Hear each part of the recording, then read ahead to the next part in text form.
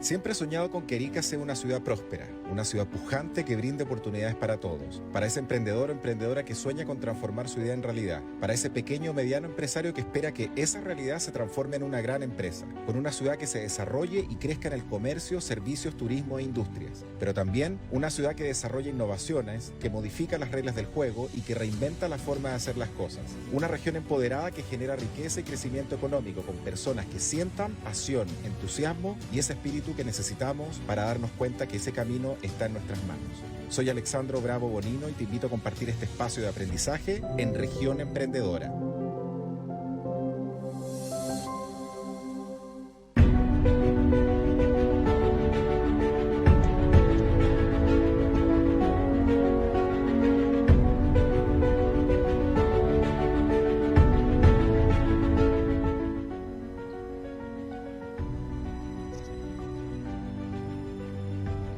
Hola.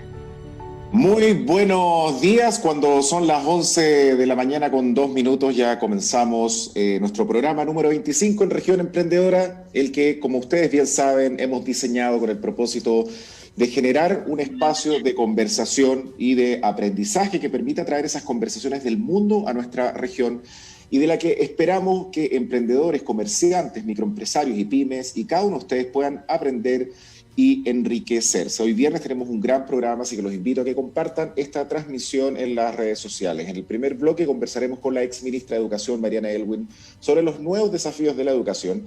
Y en el segundo bloque nos acompañará Rodolfo De Angelis, Master Trainer en PNL, con quien conversaremos sobre programación neurolingüística en la educación. Así que comparta esta transmisión en sus redes sociales. Siéntase cómodo, cómoda, que ya arrancamos este programa número 25. Y a continuación quiero presentar a mi primera invitada de este viernes 30 de julio y con ello para mí es un placer darle la bienvenida a Mariana Aylwin, ex ministra de Educación. Mariana, bienvenida a Arica, bienvenida a Región Emprendedora. Hola, por fin nos resultó. Mucho Así gusto es. y encantada de estar aquí. No, gracias Mariana, es un gusto para mí volver a verte después de algunos años que tuvimos la oportunidad de compartir en alguna Sí, actividad vinculada al emprendimiento acá en Bolivia. así es. ¿Y tú dónde estás en este minuto? Sigo acá en Santa Cruz, Bolivia. De aquí hacemos este hermoso programa que se llama Región Emprendedora, que busca, como bien decía, traer esas conversaciones que hoy en día tanto necesitamos para no solamente mirar el árbol, sino que mirar el bosque, que es lo que nos interesa. Una Sí, región que es eso la es lo puerta de entrada de Chile y que yo creo que necesitamos con urgencia cambiar las conversaciones y mirar a Arica como una plataforma potente de desarrollo del emprendimiento, de la tecnología, no solamente del servicio, del comercio y del turismo. exactamente. Yo creo que tenemos que unir nuestros países en desafíos comunes y bueno, y Arica es un lugar como para poder hacerlo. Así Eh, es. sí, así es que encantada de poder participar en una actividad que tú tienes recurrentemente y que estás llevando adelante. Así que gracias por la invitación. No, gracias a ti, Mariana, por aceptar. La pandemia ha desnudado las profundas carencias, inequidades y la falta de preparación de los sistemas educativos latinoamericanos para enfrentar los retos de la educación. ¿Cómo afectó el COVID a la educación y qué reveló de la educación en Chile? A ver, yo creo que la pandemia no solo afectó a nuestros países, que son países más pobres que los países europeos, por ejemplo, los países o el mismo caso de Estados Unidos. Yo veía, por ejemplo, que en Nueva York había niños que no tenían acceso a Internet, había niños que no tenían plataformas para poder trabajar. Entonces, el vacío que quedó en países como los nuestros fue tremendamente grande. Pero también yo quiero destacar que siento que, al menos en Chile, nuestros profesores tuvieron una capacidad de resiliencia, una capacidad de adaptación, una capacidad de aprender a hacer algo que nunca habíamos hecho. Y nuestros alumnos y los padres también. Pero yo creo que eso es muy potente para adelante, porque de ahora en adelante cambió la educación, yo creo que para siempre. No, y en un sentido positivo, ¿eh? No solamente por lo virtual, sino que porque nos dimos cuenta, por ejemplo, lo importante de la educación socioemocional. Nos dimos cuenta que los niños tienen que tener aprendizaje distintos según sus condiciones. O sea, los niños, aquí nosotros tenemos alrededor de 40.000 niños que este año no se matricularon y que debieron haberse matriculado. Una decepción que no habíamos tenido hace mucho tiempo. Y entonces hay que salir a buscar a esos niños. Y también las grandes diferencias que hay, por ejemplo, en el acceso a Internet, en el acceso a las nuevas tecnologías y también a las innovaciones entre los sectores más vulnerables y los sectores más acomodados. Entonces, dejó al desnudo nuestras brechas, nuestros problemas, nuestras debilidades, pero también nos mostró un camino de oportunidades. Y yo siento que ha habido mucho compromiso de los profesores con los alumnos, de los padres con sus hijos, y aquí hay un cambio que tenemos que aprovechar para que sea positivo. Así es. Frente a ello, desde tu perspectiva, desde tu experiencia, ¿cuáles son los nuevos desafíos a los que nos vemos enfrentados en este nuevo mundo que, como tú bien dices, cambió definitivamente y ya no vamos a volver atrás? ¿Cuáles son esos nuevos desafíos? Yo creo que el desafío que estaba, pero que no nos habíamos hecho cargo, es qué aprenden nuestros niños y cómo aprenden. Y estoy hablando de una educación integral, o sea, cómo aprenden a ser personas, ciudadanos, emprendedores, cómo aprenden las habilidades del siglo XXI, cómo aprenden el sentido de la trascendencia, cómo aprenden a tener una vida que los conecte con la naturaleza, que los conecte con los sentimientos. Y entonces, y esos aprendizajes que son los fundamentales para enfrentar la vida en común hacia adelante, son aprendizajes que se logran de una manera distinta como lo hemos hecho tradicionalmente. Y entonces creo que hoy día se abre una oportunidad para tener mejores currículum más integrados y también metodologías distintas, más variadas y también más personalizadas, de acuerdo a las necesidades de cada niño. Por ejemplo, yo trabajo con colegios en sectores vulnerables. Entonces, en la comuna donde está uno de los colegios, hay zonas rojas donde Internet no llega. ¿Nosotros qué hicimos con esos niños? Bueno, mientras pudimos, poníamos Internet en sectores donde el Internet era débil, pero esos niños los tuvimos presencialmente. Los fuimos a buscar a sus casas y les dijimos, ustedes tienen la oportunidad de venir presencialmente 2 o 3 veces a la semana y trabajamos con los niños, aún en pandemia, y los niños iban. Y no se nos fueron los niños del colegio, no se nos fue nadie. Y no se nos fue nadie exactamente porque trabajamos, individualizamos cada situación y trabajamos con ellos. Identificamos los niños que estaban mal psicológicamente, identificamos las familias donde había problemas más serios e hicimos intervenciones, acompañamientos más dirigidos. Y yo creo que eso llegó para quedarse. O sea, ahora ya no es un profesor que transmite conocimiento, hace mucho tiempo que eso no es, pero todavía subsiste. Entonces ya cuando tiene que hacer, ¿cómo se llama? Clases virtuales y tienes niños presenciales y le haces la misma clase al niño que está presencial y al niño que está en su casa, o sea, eso no sirve. Y tienes que buscar alternativas distintas para llegar a cada uno. Y en eso estamos. Yo creo que aquí hay un tiempo de aprendizaje muy grande. Sí, sí, y nos tocó difícil en Chile, nos tocó un estallido social, después comenzó la pandemia, una educación del siglo XXI con metodologías del siglo XX y posiblemente profesores del siglo XIX, un mundo digitalizado. ¿Cuál es el tipo de educación que necesitamos en Chile? Bueno, yo creo que por una parte yo siento que tenemos que poner mucha atención en el apoyo a los profesores y en la formación de los profesores. Y esa formación tiene que ser muy distinta a la que es hoy día. Una formación, por ejemplo, en mucho más fuertemente centrada en el desarrollo personal de los profesores. Y cuando hablo de desarrollo personal, profesores que lean, profesores que vayan al cine, que vean películas, que tengan opinión, que lean, que estén al día y que también tengan fortalezas personales de seguridad en sí mismo, de confianza interpersonal. Chile es un país muy desconfiado. Los índices de desconfianza son de los más altos en el mundo. Y entonces los profesores no confían entre ellos, no confían con sus directivos, no confían en sus alumnos.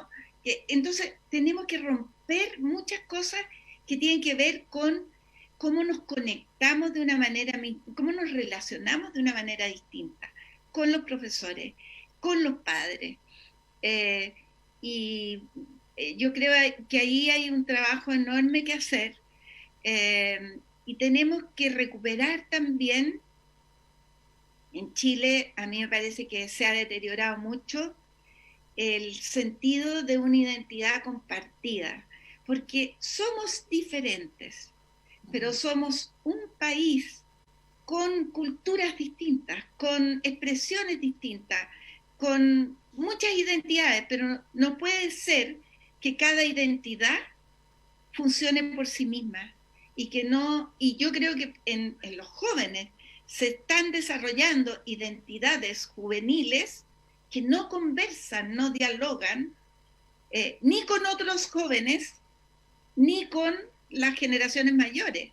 Entonces, bueno, son desafíos grandes, pero mucho pasa por tener un pensamiento conceptual, crítico, más desarrollado. Sí, sí.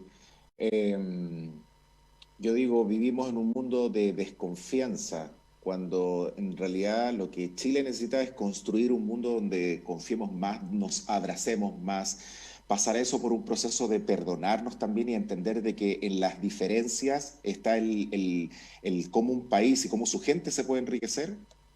De todas maneras, o sea, las diferencias son una riqueza, siempre que conversen. Pero si Mm, cada diferencia es un mundo aparte y no somos capaces de conversar ni entendernos y descalificamos al que piensa distinto, porque debatamos ideas y me parece legítimo, y aquí estamos en proceso de elecciones y hay posiciones muy diversas frente a muchos temas, sí, pero esos temas hay que debatirlos. Y la gente tiene que tomar opciones, pero no porque una opción triunfe sobre la otra, dejamos de ser un país. Y le imponemos lo que, no, lo que la mayoría o una mayoría circunstancial piense al resto. ¿Cómo dialoga? ¿Cómo se dialoga? ¿Cómo se encuentran caminos comunes? ¿Cómo nos sentimos parte de una misma sociedad? Y claro, hay muchas exclusiones también. Y esas exclusiones hacen que haya mucha gente que no se siente parte. Y exacto. tenemos que hacer el esfuerzo de recuperar el sentido de que eh, las diferencias no pueden ser fuentes de desigualdad, pero tampoco pueden ser fuentes de exclusión. Por ejemplo, la diferencia entre hombres y mujeres. Ujú. Eh, y, y tampoco pueden ser fuentes de división de la sociedad. Tienen que ser fuentes de enriquecimiento de la sociedad, pero para eso tú tienes que integrar. Exacto. Y tiene que haber creo yo, ¿no? Que tiene que también existir mucho amor por lo que uno hace. Yo hace bastantes años trabajando con un grupo de profesores de una universidad acá en Bolivia, conversaba con algunos profesores y les decía qué diferente sería si aquellos 30 o 40 profesores que están en el aula, de la cual tú les haces clases, fueran tus hijos. ¿Por qué existe una diferencia si esos 40 hijos fueran mis hijos, pero en realidad no lo son? ¿Qué hace la diferencia? La capacidad que tenemos de inspirar, la capacidad que tenemos de transmitir emociones, amor, afecto, cariño. ¿Cuál es esa diferencia que hace que esos espacios de co-creación no sean realmente esos espacios que necesitamos generar en aula?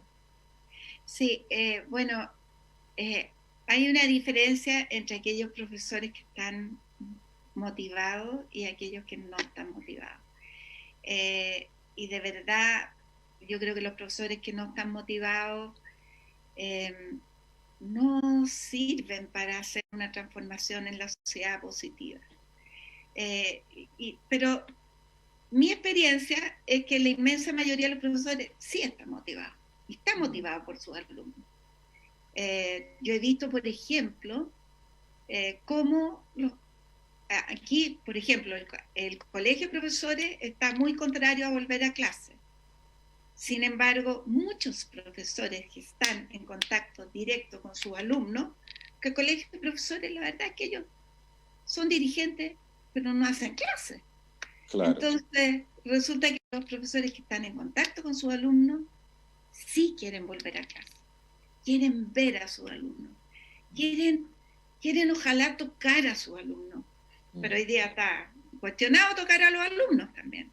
Exacto. Entonces, quieren encontrarse con ellos así directamente, y los alumnos quieren encontrarse con sus profesores. O sea, yo he ido, por ejemplo, ahora se acaban de reanudar clases en muchos colegios en Chile, después de las vacaciones de invierno. Y he visto, el lunes voy a recorrer algunos colegios donde yo trabajo, y he visto cómo la felicidad, lo contentos que están los niños. En marzo, cuando volvieron al colegio, visité y los niños estaban felices, y los profesores también. Entonces ahí se produce un vínculo que es un vínculo afectivo, que no es solo el vínculo de autoridad, del que está encima, sino es el vínculo afectivo de pertenecer a una comunidad. Así es. En los últimos años, y sobre todo producto de esta pandemia que ha cambiado todo, como bien lo mencionábamos, ¿cuáles crees que son aquellas nuevas competencias que se deben tener para ser proactivos y desarrollar todo el potencial de esta sociedad? Yo creo que hay que estimular mucho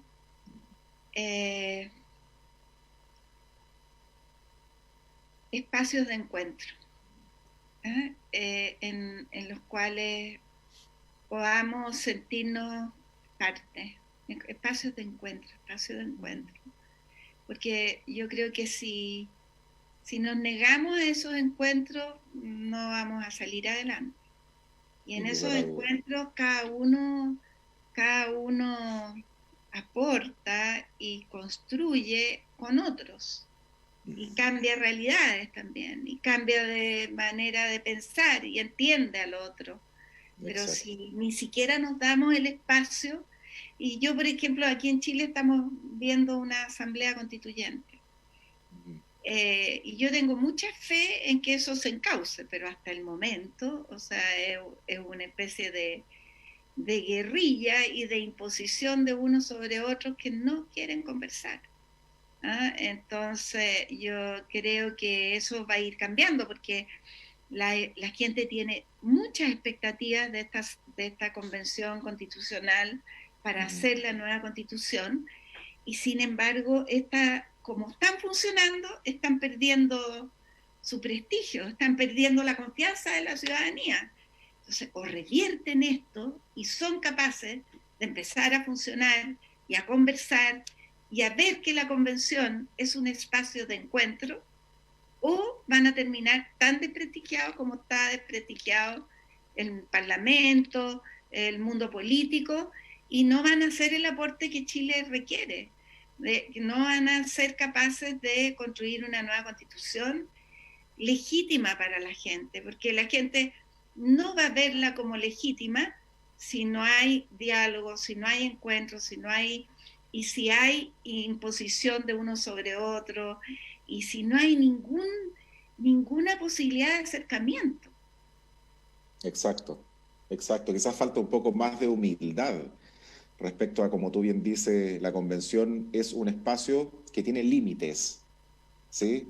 Y esos límites pasan por sentarnos a dialogar y a conversar, entender de que quizás nosotros pensamos distinto, pero en el pensamiento distinto está esto de enriquecer la mirada que le podemos dar y ponernos a pensar. Yo creo que hay preguntas que son clave, y una de esas preguntas tiene que ver con cuál es el Chile que queremos, pero un Chile desde la esperanza, desde la gratitud, desde la humildad, desde cómo fortalecemos las instituciones. Y yo por lo menos, que estoy muy conectado con lo que pasa en Chile, veo cómo esta convención no está teniendo el fin por el cual fue creada. No, Y mi pregunta es, ¿dónde vamos a terminar con esto?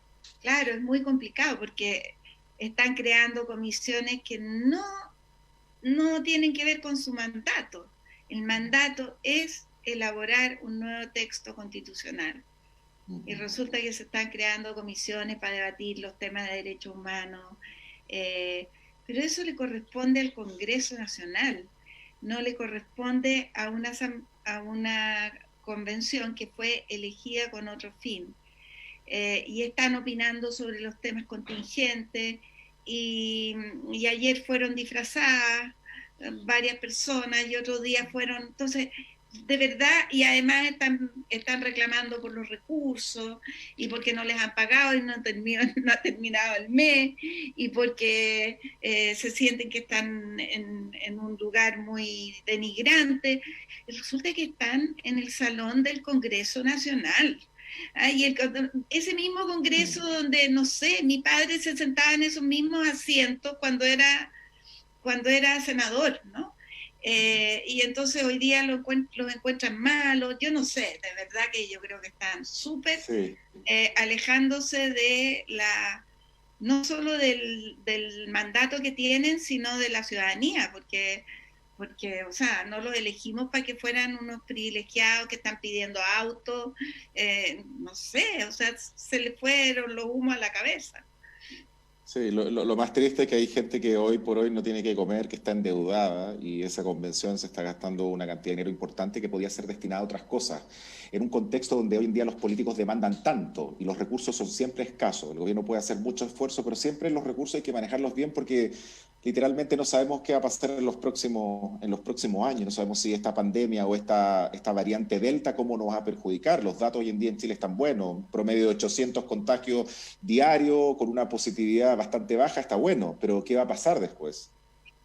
No, pero uno ve, por ejemplo, en Europa, o sea, ayer creo que leí cómo viene otra ola en Alemania. Entonces, esto parece que va a durar mucho tiempo, por mucho que las vacunas y qué sé yo. Nosotros estamos viendo un veranito de San Juan, pero no me cabe duda que en poco tiempo más podemos estar mal. Ahora, estamos mucho mejor que casi todos los países latinoamericanos.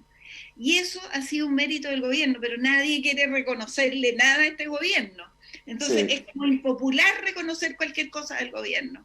Entonces, ¿Por qué pasa eso, Mariana? A mí me tocó ver hace algunos días, vi la interpelación que le hicieron al ministro de Salud. Yo te voy a dar mi humilde opinión. La verdad que me dio vergüenza. A mí la verdad que me dio vergüenza. Creo que duró un poco más de 2 horas, 3 horas, no la recuerdo, me la vi entera. Me dio vergüenza. El Congreso y aquellos diputados, creo que eran diputados que hicieron esa interpelación, hicieron un show vergonzoso para el país. Lo vi completo porque me quise dar cuenta de lo que estamos viviendo. Sí, es muy terrible. Y lo más curioso es que los parlamentarios creen que con esas acciones van a ser más populares, y son cada vez más impopulares. Y bueno, y ahora están presentando una acusación contra el ministro de Educación porque el ministro de Educación ha sido obsesivo para que los alumnos vuelvan a clase. Y gracias a Dios que ha sido obsesivo. Si no hubiera sido obsesivo, hoy día creo que el 40% de los alumnos está yendo a clase.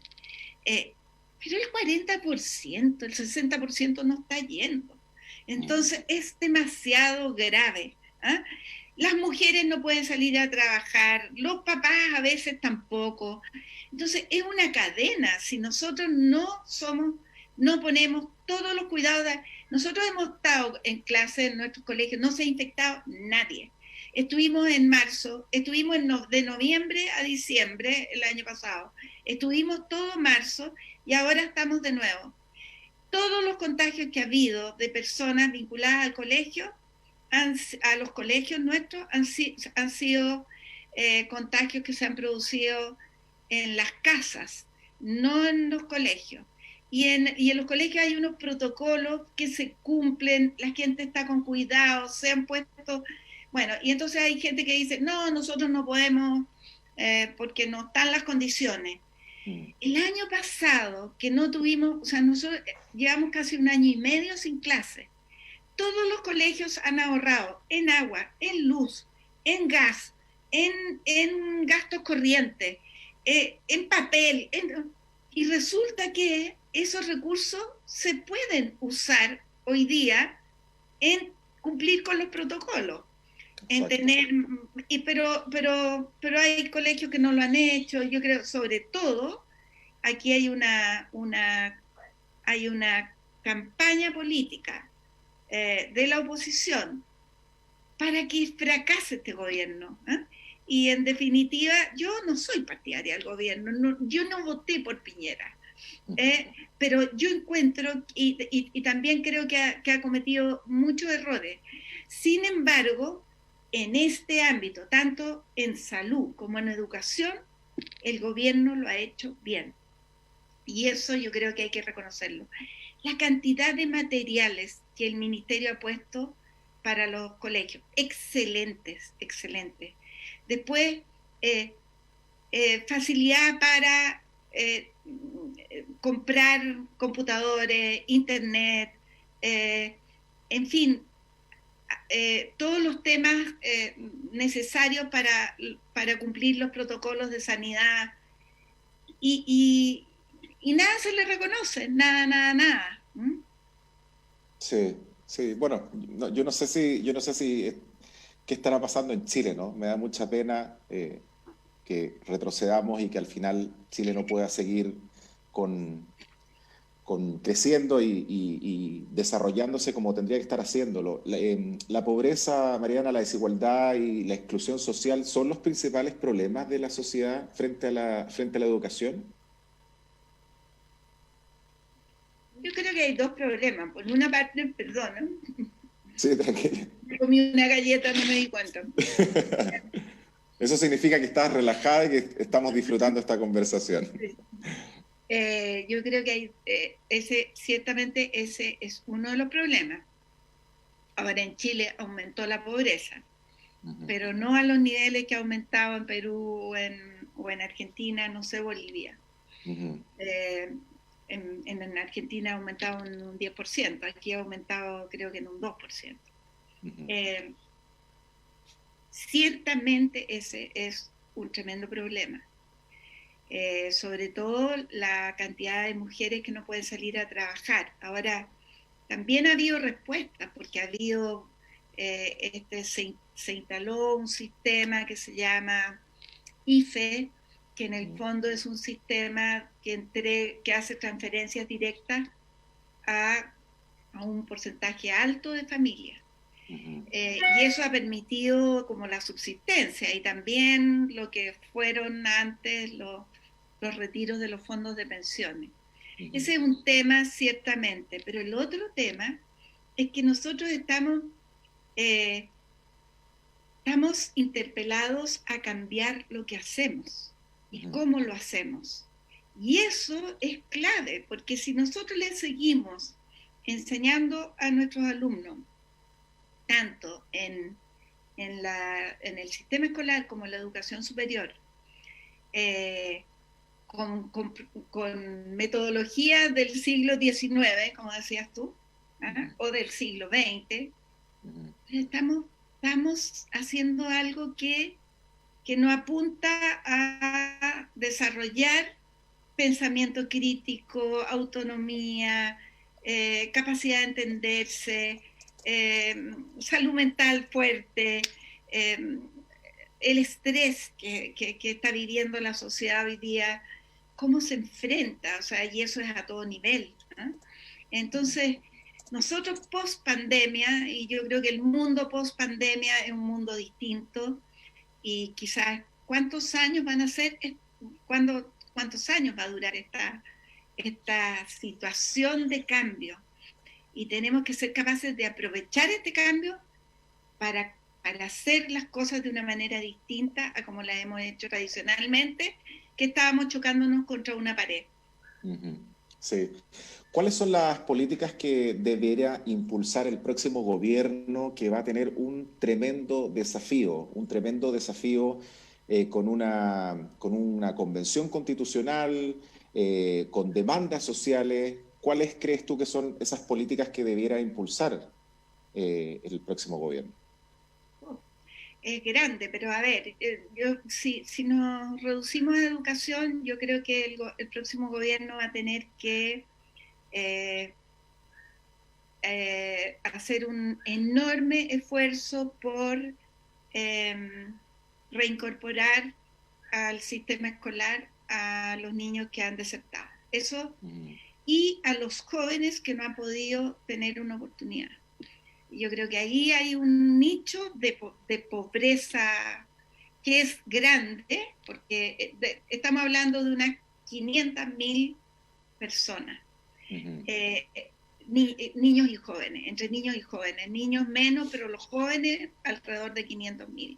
Yo creo que ahí va a haber un trabajo distinto que hacer, con modalidades distintas para recuperar ese capital humano que se está deteriorando y perdiendo. Y en términos ya más macro, bueno, el país tiene que buscar formas de recuperar crecimiento económico y generar empleo.